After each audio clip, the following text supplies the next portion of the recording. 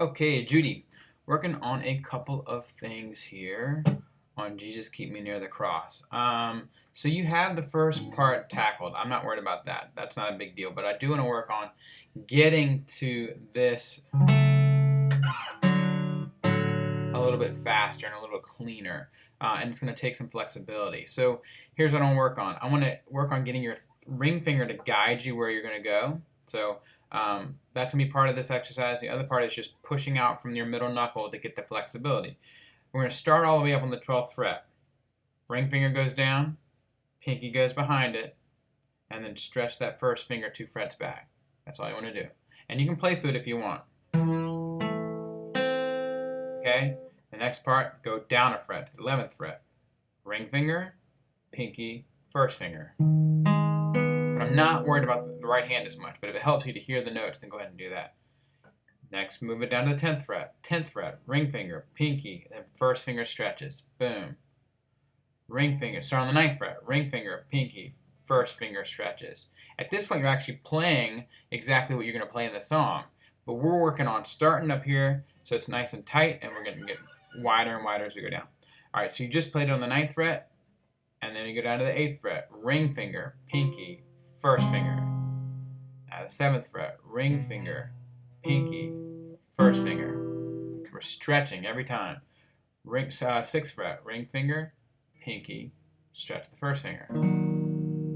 5th fret. Ring finger, pinky, stretch the first finger. It's going to start to get kind of hard to do. 4th fret, boom, boom, boom, stretch. The 3rd fret, boom, boom. That's the end of it, okay? If you don't feel, and especially the first couple times you do it, it's going to take longer, okay? But as you start doing it, you can actually do it twice if you need to. But don't do it twice in a row at this point because it's going to take longer. I don't want you to spend more than a minute doing this exercise. After you do that, though, it should be easier to play that chord. So just for the exercise right now, we're going to take our ring finger and put it down on the 9th fret, pinky behind it, and then that's your chord. Okay? I want you to get good at just tackling that as fast as you can. Boom, boom, boom. Okay? Boom, boom, boom. Okay, that's the exercise. To be able to go from nowhere and drop that chord and push out so you get that flexibility as fast as you can. Okay? That's it with that thing. I'm not worried about from here to here quite yet. Okay? I think that'll work itself out a little bit by doing everything we just did. All right, that's the first part. The next part is I want you to get better at anticipating or at least knowing the second half of line. What am I doing here? All right, so the last line of page 1 and the second line of page 2. So we get this exercise here. But, well, the thing we added last week. Okay?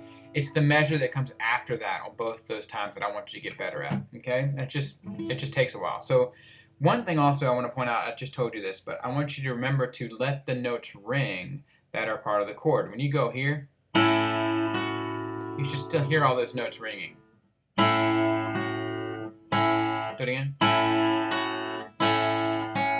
Hear how the other voices are still ringing the whole time? That's what I want. Okay? So just be aware of that when you're playing. All right, we're looking at the last line on page 1, and I'm gonna walk you through it a couple times and talk you through it. But what you just did, you're on 5th position. All right, the next thing that happened, you played all that with P-I-M-A right here. Okay, after you play that part, your thumb is going to go down to the low E string. Okay, you're going to play M and A for the next part. Drag your left hand down to play an E chord, and you're going to play P-M-A like that. So we're going to work on that for a second. Back to P-I-M-A to play on the 5th position. You're going to play P-M-A and put an E chord down. Okay? Do it again. Thumb reaches for the low string, and then you're going to play P-M-A with an E chord down. Okay, so you end up with E, G sharp, and B, but you don't have to think about it too much because you're still keeping your M and A fingers where they were. Thumb goes to the low string, play an E chord, and play P-M-A. Okay, The next part that happens is you put an A chord down. Your thumb comes back in and you play P-I-M. Okay? That way, you don't have to think too much about what your right hand is doing. Okay, back to the first part again. Your thumb moves to the low 6th string. M and A stay where they are. Put an E chord down and pinch P, M, A. Put an A chord down, move your thumb back to the 5th string and play P, I, M. Okay, and that would work on that together.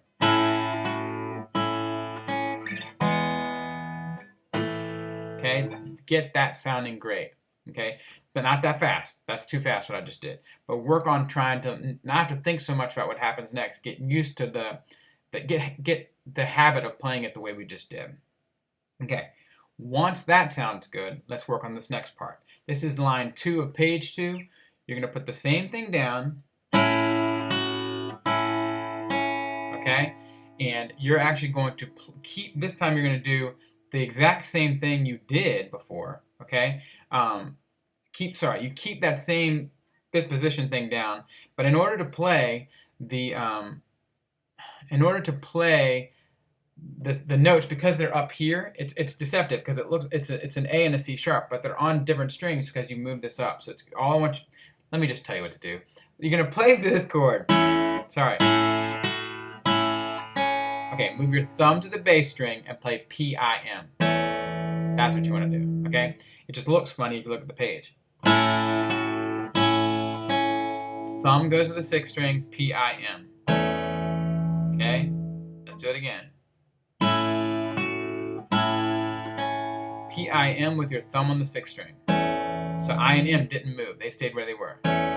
Okay, the next part, put an E chord down. Okay, and now you're gonna play P-M-A. Okay, so that way you're all these fingers here are all kind of staying where they are, no matter what happens with these groups of 2 measures. I, M, and A are staying where they are. The thumb is moving. Okay, so here's that part again. Okay, you're gonna move your thumb to the E string. You're gonna play an E. No shit, messed up. Sorry, let's go back. Your thumb moves to the E string. Your left hand stays exactly where it is. P-I-M. Put an E chord down and play P-M-A. That's how you do it. Okay? I know that probably was confusing, the last little part.